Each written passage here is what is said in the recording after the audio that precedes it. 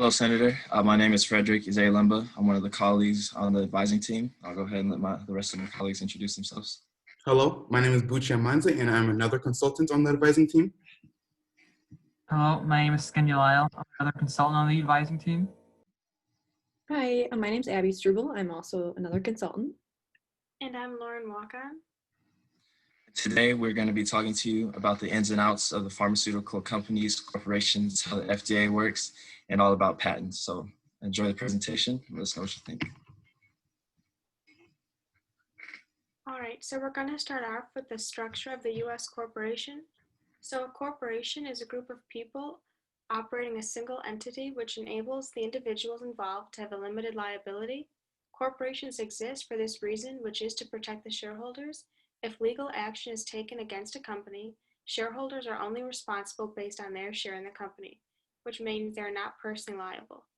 Based on the current legislation, pharmaceutical companies should not be incorporated. The corporation reaps the benefits and rights of an individual, but not the legal and financial responsibilities. Under the 14th Amendment, a company is able to receive the protections of an individual. However, in terms of limited liability processes and the fact there is no cap on political spending, corporations do not abide by the restrictions of the individual. In terms of political donations, there is no cap on spending. This is another example of not receiving repercussions faced by an individual.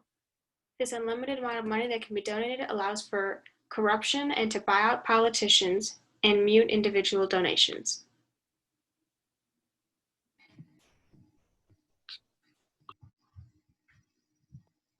So what is the FDA?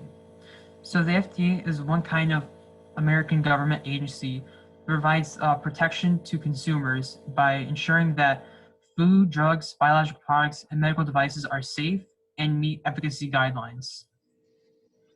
You may be wondering how exactly does the FDA do this? The FDA does so by reviewing all lab research and results presented to them by a company proposing a new food, drug, or related device for market. So essentially, the FDA, they act as a gateway between producer and consumer from a pharmaceutical and food industry standpoint. With their approval, these types of products are placed on the market and able to go for sale. So in order for drugs to pass the FDA approval process and go onto the market, they must first go through a system of phases before, during, and after. So for the preclinical phase, the FDA approves the investigation of a new drug by seeing drug data on animals. If that is sufficient and passes, it can go on to phase 1, where the drug is determined to be safe for humans or not. If that is sufficient and passes, that can go to phase 2 to see if that drug is safe for humans that aren't healthy. And then if that passes, the drug can then go on to phase 3, and the FDA determines if the drug is effective at what it does or claims. If that passes that phase, then the FDA can review the drug, and the FDA has 10 months to review if the drug meets efficacy and safety guidelines. And if that is sufficient and passes, the FDA can then push the drug onto the market, and the FDA also monitors the side effects and symptoms of the drug and associated problems. So now we'll talk about whether the FDA should be able to approve drugs after phase 2 instead of after phase 3. So we believe that drugs should not be approved after phase 2. Phase 2 determines the safety, not the efficacy in unhealthy people. So here's an analogy. If someone was writing a new recipe for cookies and they made sure it was safe to eat, but they failed to test whether they tasted good, what's the point? So why is that person making mass quantities of cookies if they don't even taste good? No matter if the efficacy is tested, there are most likely people who would try the drug once it's on the market because they're in desperate need. These people who first try the drug as it's on the market act like a phase 3 clinical trial. The only people really benefiting from putting the drug on the market sooner are the pharmaceutical companies. If the drug is effective, that's great. If it's not effective, it just wastes time and money and could seriously affect patient health. So even if the drug is safe, at least in the short term, it doesn't mean that people should take the drug at the mere chance of it being effective. Thus, we do not believe the FDA should approve drugs after phase 2. So now we'll talk about some issues with the FDA. First, the FDA relies on drug companies' data for clinical trials. So the FDA does not actually run the clinical trials themselves. They rely on the pharmaceutical companies to provide the data from the clinical trials. So the drug companies actually get to choose which information to present to the FDA. They are not required to give the FDA all of the data from the clinical trials. They can pick and choose, which can present some issues. Next, if a drug does not pass the FDA requirements, the FDA tells the pharmaceutical companies what to fix or modify, which could also cause some issues depending on what the pharmaceutical companies are modifying. And then next, there are internal conflicts within the FDA between departments. So the drug registration and listing department is on the same level as the drug safety department. So they both have to say yes to approving a drug for a drug to move past in that step of the drug approval process. So this could cause one department pressuring the other department. So it might not be a fully like precise and well made out decision. And then lastly, there are certain policies which allow for leniency in the medical device approval process, which means that there isn't always as much testing involved as there should be. All right, so now we want to touch on one of the major implications of relying on company data, as well. That is one of the biggest issues of the FDA. So as stated earlier, the FDA does not conduct any experimental trials itself. They rely 100% on data from the company proposing the new drug, which can lead to falsified information. Example of this method of review has allowed major medical companies like Eli Lilly to get away with pitching information in favor of the product. Eli Lilly is one of the biggest pharmaceutical companies in the pharmaceutical world, and Zyprexa is one of the drugs that they have done sort of falsified information with. This is a prime example, as the drug was manufactured by Eli Lilly to treat schizophrenia.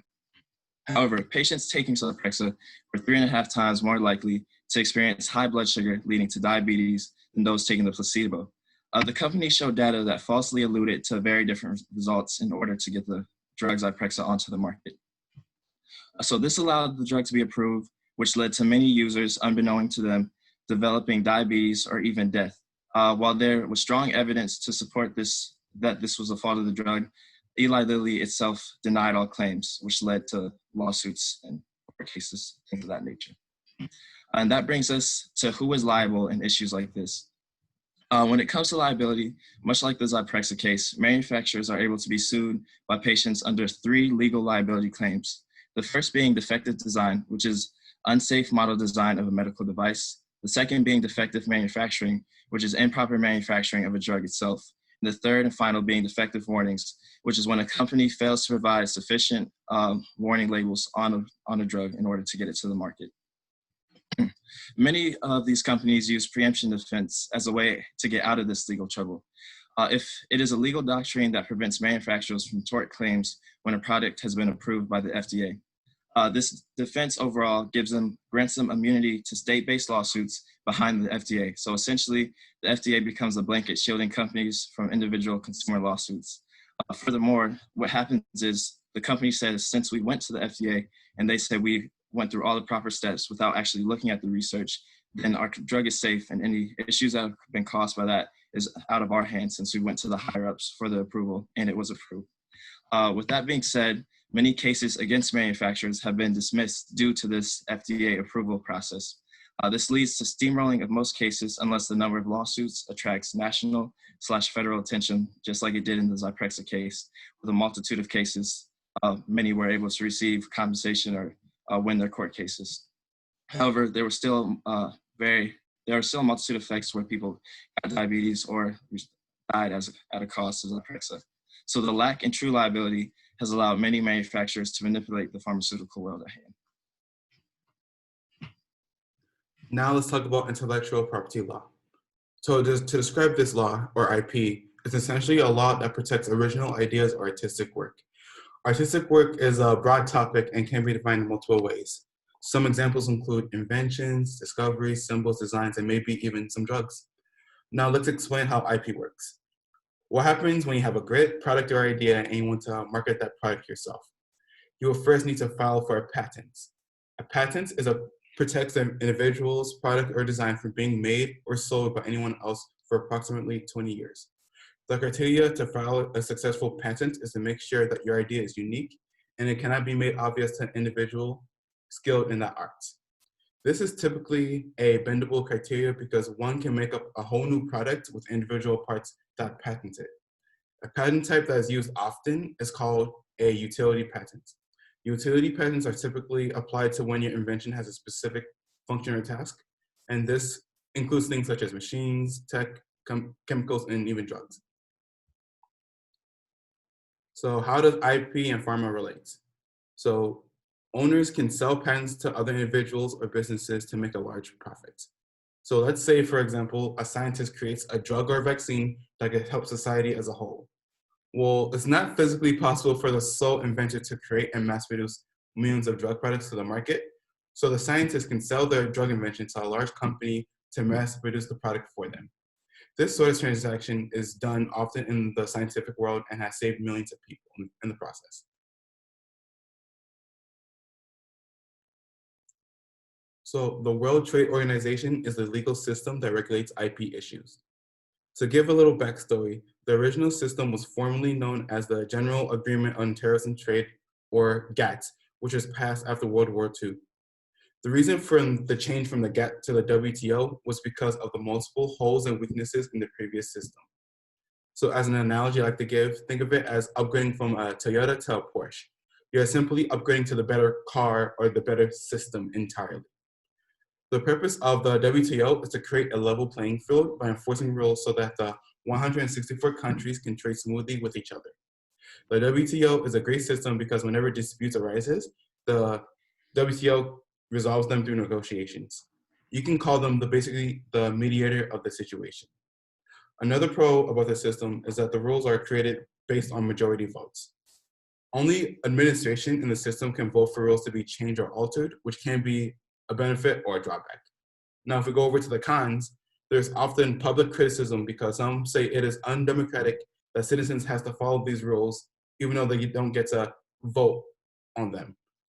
In some cases, the WTO risks hurting people to protect business interests. So let's say, for example, poor countries that can't afford expensive patent medicine, such as HIV drugs, have to wait until the patent expires before producing or buying cheaper generic options. Right, so now we would like to inform you of some of the ethical issues behind IP. The first being the manipulation of market. The longevity of patents allows companies to monopolize products for years, driving the price to whatever they please. This is done through the fact that patents last for such a long time that if there's only one specific drug that does one specific function on the market, the company that produces that drug can then dictate how much they want to charge because there's no competitors for as long as that patent lasts.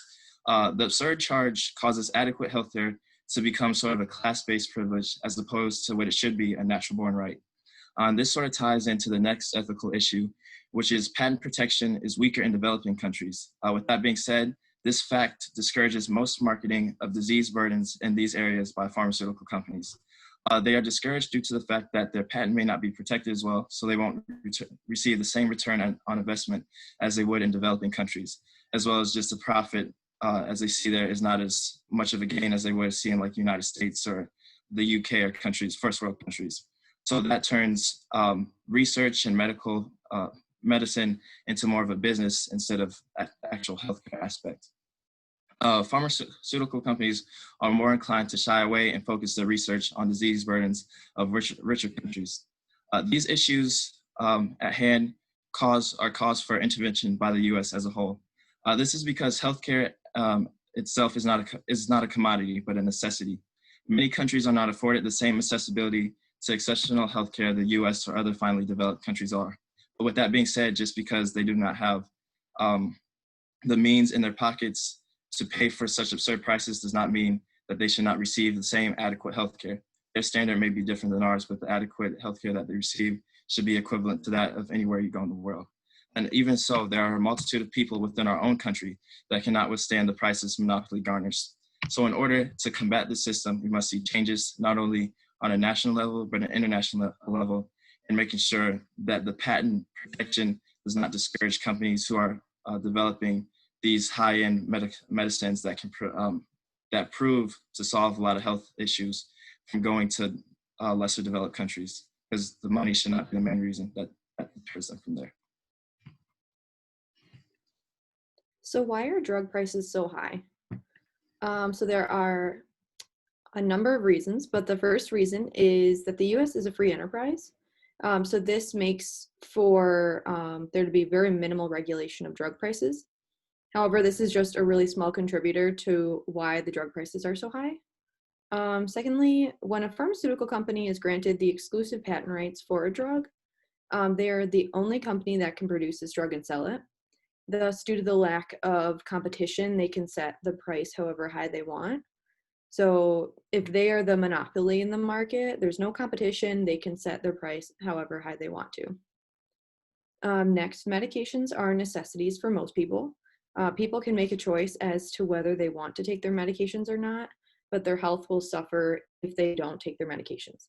So drug companies utilize this vulnerability when pricing drugs really high because they know people really don't have any other choice than to purchase the drug at a high price if there's no competition. Lastly, pharmaceutical companies claim that money needed for research and development warrants these high drug prices, but further research calls this claim into question. So does it really cost $802 million to create a drug? So how much of the money goes into research and development? So the unfortunate truth is that for most pharmaceutical companies, they spend more on sales and marketing of a drug rather than research and development in hopes of innovation.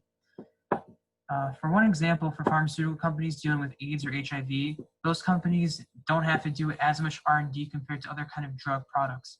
And in this example, the amount of money that is funneled into R&D is about $150 million to $200 million. However, companies like these make profits within a year and still have their drug prices as high, yet continue to gain in profit. Another problem with how much money goes into R&D is that most companies inflate how much money is into R&D as they do not provide a clear timeline of when the research started, as for most instances, drugs may be developed by accident or companies may take a different avenue in terms of funding and research. Furthermore, companies also include cost of capital towards their development of research and development.